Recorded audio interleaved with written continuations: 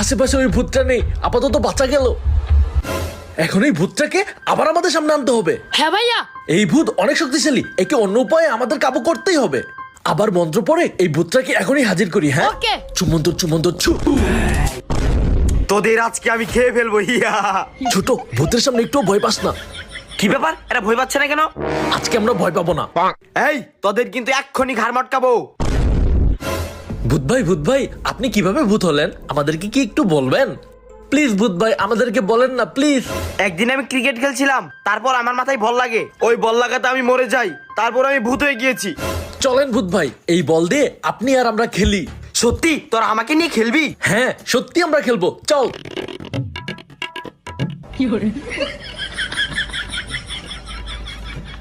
তোরা এত ভালো, তোদেরকে আমার সাথে আমি নিয়ে যাব। ইয়ে আল্লাহ গো, এখন কি হবে? না, আমরা তো